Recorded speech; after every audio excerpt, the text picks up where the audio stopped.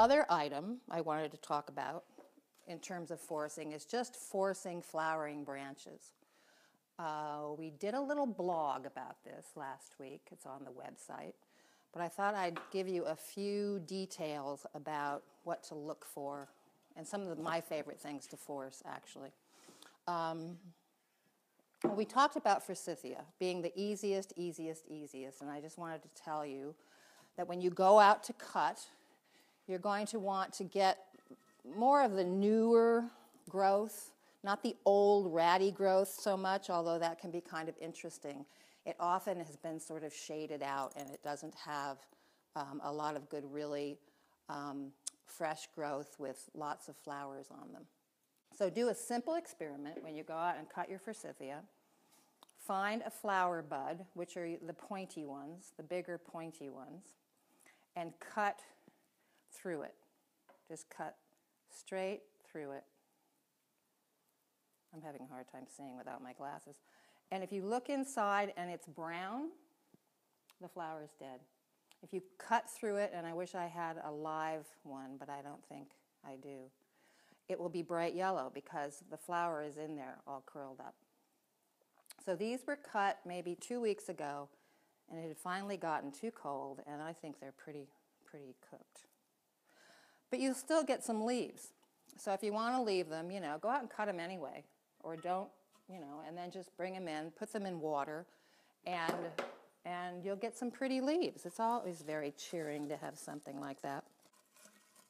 And go ahead and pick a bunch if you've got the room. I mean, there's nothing more beautiful than a big spray of flowers like that.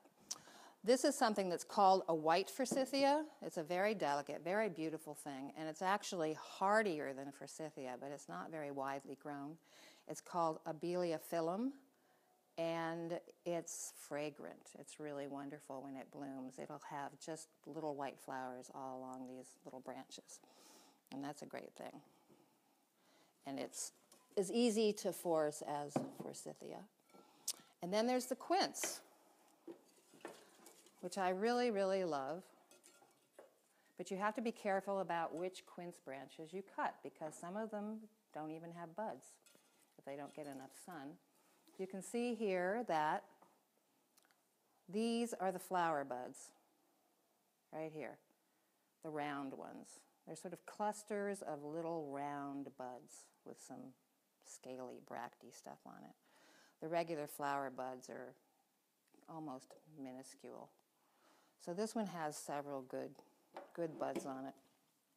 And also with the forsythia, oftentimes you want to cut off some of these lower ones. And you may actually want to get rid of some of the things that stick out if they seem dangerous to you because quince always has little sharp points on the end of its stems. So if you just want to cut to the chase and have nothing but flowers mostly, you can get rid of some of these things. These urns are great for arrangements. You just have to put something in it that'll hold water. It could be a glass vase. It could be a mason jar. Anything that you have that would hold water in there works well. Oh, yes. This is the really old-fashioned kind of quince that you find everywhere. And if you don't have one, you might be able to do some kind of a roadside heist, but don't tell anybody I told you. It oftentimes helps, too, to split the stems like this. Helps them suck up a little bit more water that way.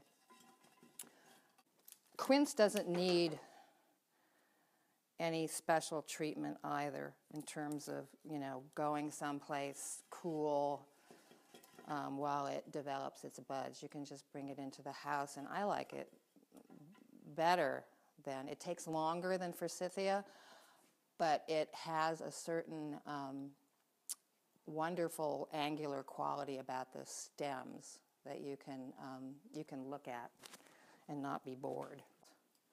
And if this were full of water, then I would put some of these in there. This is Begonia San Miguel. There. your winter arrangement.